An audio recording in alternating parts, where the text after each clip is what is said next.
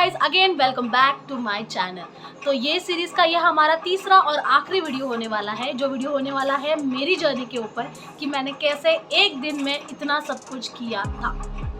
और इसमें मैं आपको मेरे भी बजट बताने वाली हूँ कि मैंने कहाँ कितने कितने रुपए खर्च किए, और अगर आप वो सब अवॉइड करते हैं तो आप कितने रुपीज़ में ये सब कर सकते हैं, ये भी मैं आपको बताऊँगी। तो ज़्यादा बात ना करते हुए मेरी अचानक भयानक ट्रिप के बारे में मैं आपको बताना शुरू करती हूँ। तो मैं पुष्पक से गई थी, ठीक है। 8:30 को मैंने अपनी जर्नी स्टार्ट की थी। अगेन मैं थोड़ी सी शिफ्ट हो जाती हूँ ताकि मैं यहाँ आपको बता सकूँ कि कैसे कैसे है करके, जो भी मेरे क्लिप्स है मैं आपको बताती जाऊँगी। थोड़ी सी बात करते करते अभी धूप भी निकल गई है। तो मेरी जो जर्नी थी वो मैंने सुबह 8:30 को स्टार्ट की थी। CST से पुष्पक करके एक ट्रेन है, उसका मेरा रिजर्वेशन था। मेरा रिजर्वेशन यहाँ पर भी 3 टायर AC का था, लेकिन जैसे मैंने आपको पहले बताया कि मैं खंडवा जा रही हूँ, तो खंडवा जाने के लिए मैंने आपको पहले ही बताया है 250 से भी नीचे के इसमें आपको रिजर्वेशन मिल जाता है। स्लीपर का करेंगे तो 300 तक आपको हो जाएगा। तो खंडवा पहुँच गए। खंडवा पहुँचने के बाद सेम जैसे मैंने आपको बोला था 60 रुपीज़ में ओमकारेश्वर, ठीक है। तो ये है मेरा डे 1, जब मैंने सुबह में जर्नी स्टार्ट की और मैं पहुंच गई ओमकारेश्वर। तो ओमकारेश्वर आप पहुंच जाएंगे और जय गजानन जो आश्रम है उनके बाहर ही वो आपको छोड़ देते हैं। तो मतलब वहाँ पे मेन रोड पे छोड़ते हैं, थोड़ा आगे चल के जय गजानन आश्रम आपको पड़ जाएगा। ये जो है वो क्लिप है जय गजानन आश्रम में, जो हॉल में मैं रुकी थी। 30 रुपीज़ में उन्होंने एक मैट्रेस, एक पिलो और एक चादर ब्लैंकेट वगैरह वो देते हैं, लेकिन आप अपना भी कैरी कीजिए क्योंकि वहाँ पे बहुत ज़्यादा ठंड होती है। महाराष्ट्र में तो इमेजिन भी नहीं कर सकते वहाँ पे इतनी ठंड होती है। हमारे लिए जो मतलब मुंबई वालों के लिए तो बाबा जो ठंड होती है वो तो नहीं सह कर पाते वहाँ का। बहुत तो अपने साथ स्वेटर वगैरह सब कैरी करिएगा। तो ये है मेरा फर्स्ट डे, ठीक है। मेरा फर्स्ट डे एंड हो गया। खाने की बात करेंगे तो खाना वहाँ पे मिल जाता है, वहाँ पे कूपन्स भी होते हैं। तो अगर आप रूम लेते हैं, अगर आप बहुत सारे फ्रेंड्स गए तो आप रूम लीजिए, हॉल में मत रहिए, क्योंकि फिर उसमें खाने का भी कूपन उसके साथ ही आ जाता है। अगर आप टेंट्स में वगैरह रह रहे हैं तो आपको बाहर खाना पड़ेगा, जो ढाबा वगैरह जो रहता है वहाँ पे आपको खाना पड़ेगा, और वो भी आपको 30, 40, 50 रुपीज़ में, जो आप खाएँ उसके हिसाब से। अगर आप थाली लेते हैं तो 50 रुपीज़ तक आपको वहाँ पे मिल जाएगी। तो अब ये मेरा दिन खत्म हो गया। वहाँ पे बहुत जल्दी सो जाते हैं। सुबह 4 बजे मैं उठ चुकी थी, अलार्म लगा के मैं चली गई थी नर्मदा नदी में स्नान करने के लिए।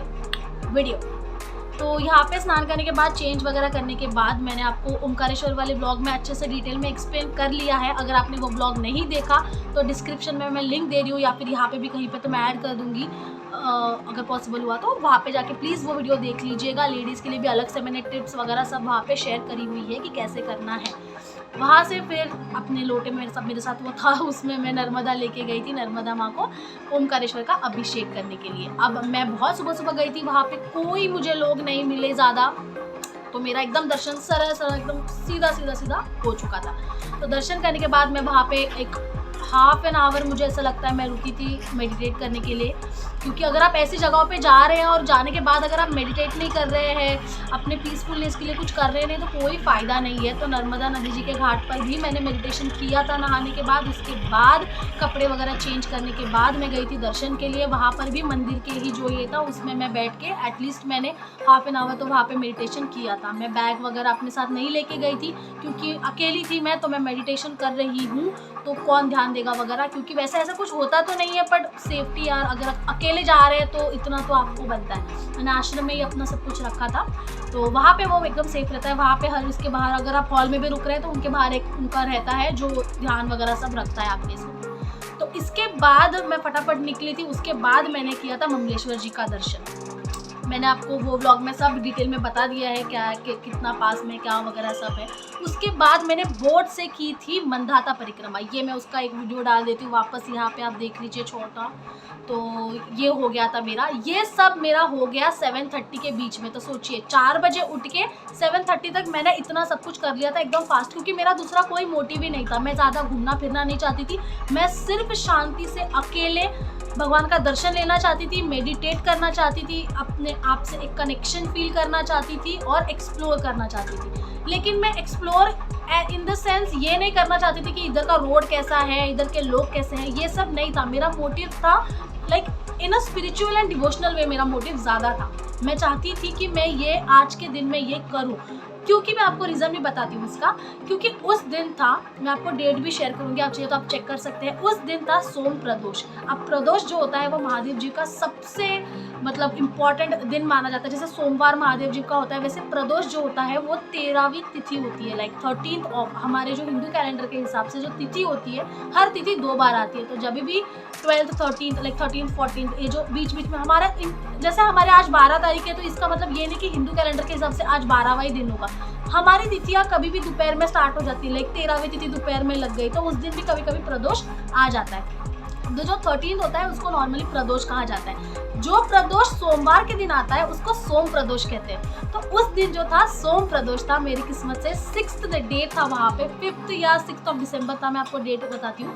तो अभी इस दिन पे मैं चाहती थी कि मैं एक ही दिन में 2 ज्योतिर्लिंग करूँ। सबसे पहली बात, ज्योतिर्लिंग जो होते हैं ये बहुत इंपॉर्टेंट होते हैं, उनकी अपनी अलग वाइब्रेशंस होती है। महादेव जी के हर मंदिर में आपको एक अलग वाइब्रेशंस मिलेंगी। तो मैं चाहती थी कि मैं ज़्यादा से ज़्यादा भक्ति कर सकूँ, ज़्यादा से ज़्यादा अपना मतलब महादेव जी के दर्शन लूँ या मंदिरों के दर्शन लूँ।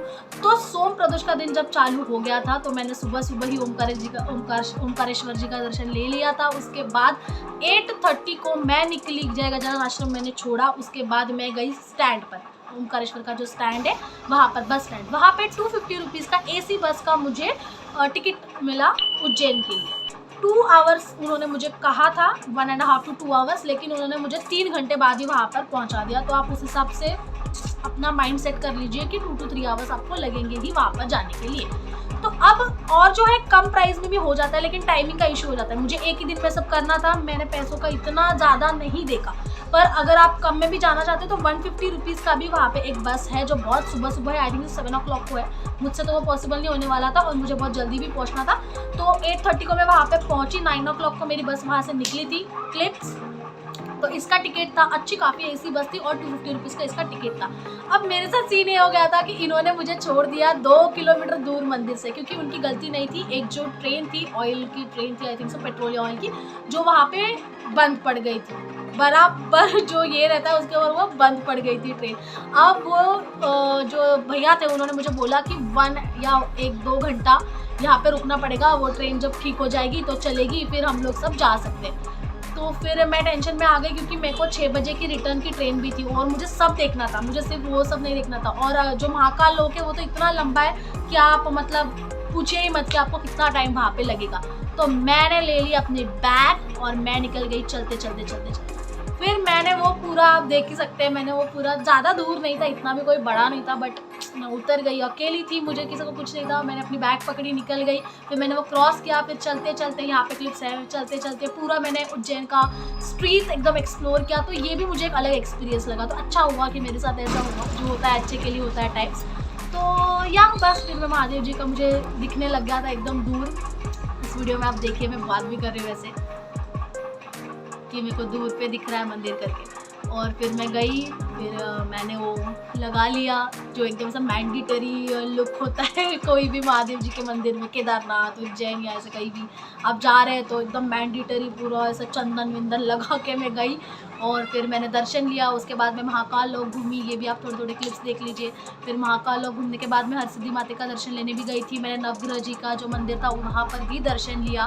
फिर मैं तब तक मैंने कुछ खाया नहीं था, क्योंकि मैंने आपको बोला मैं खाती नहीं हूँ, तो मैंने कुछ भी नहीं खाया था, सिर्फ पानी और सुबह नारियल पानी पिया था। लाइक जो फास्ट में चलता है वो खा सकते हैं, बट मैं खाती भी नहीं हूँ, लिक्विड में फास्ट करती हूँ। तो उसके बाद मैं 4 बजे तक मेरा ये सब हो गया था। 4 बजे फिर मैं खाना खाने गई और ये जो प्लेट था तो मैंने स्पेशल वाला मंगाया था। इनके यहाँ पे 60 रुपीज़ का नॉर्मल थाली मिलता है और जो ये मैं खा रही हूँ ये 110 रुपीज़ का मुझे पड़ा। नहीं 110 का नहीं पड़ा, 80 रुपीज़ का शायद पड़ा, क्योंकि मैंने 20 रुपीज़ का पानी का बॉटल भी लिया था और छाछ भी लिया था। तो ऐसा टोटल मेरा जो मेरा बिल था वो 110 रुपीज़ का हुआ था। फिर इसके बाद मैंने जैसे बोला मुझे लेट हो रहा था, तो मैंने ये वाली जो है ऑटो राइड वो वाली यूज़ करी। और मैंने कुछ शॉपिंग भी की थी मेरे भाई के लिए, मेरे हस्बैंड के लिए, मेरे मॉम के लिए, मेरे इन लॉज के लिए, प्रसाद वगैरह वो सब भी मैंने लिया था। तो वो तो ऑप्शनल है, तो मैं इसके बजट में वो इंक्लूड नहीं कर रही हूँ।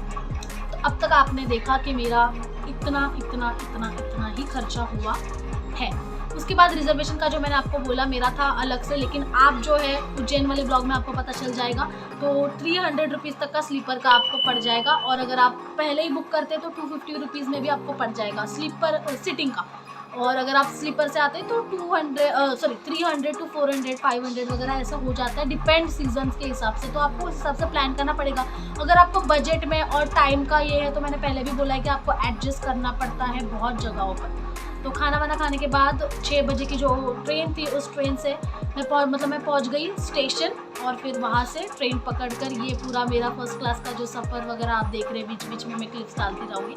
तो ऐसा पूरा था। उसके बाद मेरा जर्नी ख़त्म हुआ। सुबह को 6 बजे तक मैं पहुँच चुकी थी मेरे घर, मतलब कल्याण पहुंच चुकी थी मैं। वहाँ से मेरा घर और 2 घंटे में है, बट फिर भी 6 बजे जैसे मैं मुंबई पहुंच गई, एक सुकून की सांस मैंने ली, क्योंकि मुझे दोनों चीज़ों का सेटिस्फेक्शन हो रहा था कि मैंने एक दिन में सोमवार के दिन सोम प्रदोष के दिन मैंने 2 ज्योतिर्लिंग का दर्शन लिया। आप सोच भी नहीं सकते, आप इमेजिन करने की कोशिश कीजिए मुझे किस तरीके की उस दिन पॉजिटिविटी अपने अंदर फील हो रही थी, और ऐसा लग रहा था जैसे कि बस पूरी दुनिया की ब्लेसिंग सब मेरे पास ही है, मुझे ऐसा लग रहा था।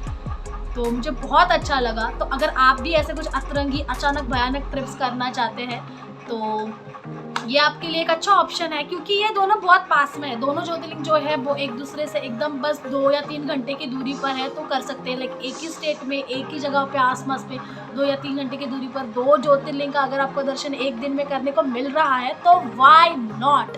Pack your bag, Saturday Sunday देखिए, कोई भी 2 या 3 दिन की छुट्टियां देखिए, पैक कीजिए। थोड़ा बजट अभी तो मैंने इतने कम में आपको बता दिया, थोड़ा और 500-1000 तो आजकल सबका ही बजट होता है। जाइए, मस्त एंजॉय कीजिए लाइफ एकदम।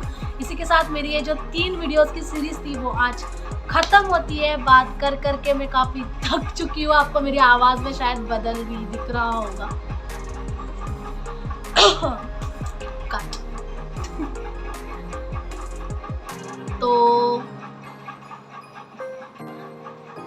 तो आपको ये मेरा वीडियो कैसा लगा प्लीज मुझे बताना मत भूलिएगा कमेंट बॉक्स में। इस वीडियो को लाइक कीजिए, लाइक खूब सारा लाइक कीजिए, खूब सारा शेयर कीजिए, अपने दोस्तों को बताइए कि कैसे वो एक दिन में इतनी बजट ट्रिप्स कर सकते हैं। तो बस ये वीडियो इतना ही था, और इसी के साथ जो मेरी सीरीज थी वो खत्म होती है। आपको ये सीरीज कैसी लगी, आपको ये वीडियो कैसा लगा, स्पेशली ये वाला वीडियो, मुझे कमेंट बॉक्स में ज़रूर बताइएगा। बहुत सारा इसको लाइक कीजिएगा, और अपने दोस्तों के साथ शेयर करना मत भूलिएगा। अपने साथ साथ अपने दोस्तों का भी भला करें, मेरा भी भला करें, उनको भी कहे कि लाइक करें और शेयर करें, ताकि सबको पता चले कि ऐसा भी पॉसिबल होता है अगर आपका मन में है श्रद्धा, और अगर आप ठान लेते हैं तो ऐसे अचानक भयानक ट्रिप्स करते जाइए। यही लाइफ है, थोड़ा ऐसा भी एंजॉय करना चाहिए, तो बड़ा मज़ा आता है। और अकेले जाइए, मैं आपको हमेशा कहूँगी कि अकेले भी आप जाएंगे ना, वो एक अलग एक्सपीरियंस होता है। उसके लिए भी मैं एक अलग से वीडियो बनाने वाली हूँ, जो मेरे थॉट्स है मैं आपके साथ ज़रूर शेयर करूँगी। तो इस वीडियो के लिए इतना ही। आपको कैसा लगा मुझे मत बताना भूलिएगा। लाइक कीजिए, कमेंट कीजिए, सब्सक्राइब कीजिए मेरे चैनल को, शेयर कीजिए मेरा वीडियो, और वेट कीजिए मेरे नेक्स्ट वीडियो का। मिलती हूँ आपसे मेरे नेक्स्ट वीडियो में, तब तक के लिए बाय बाय, टेक केयर।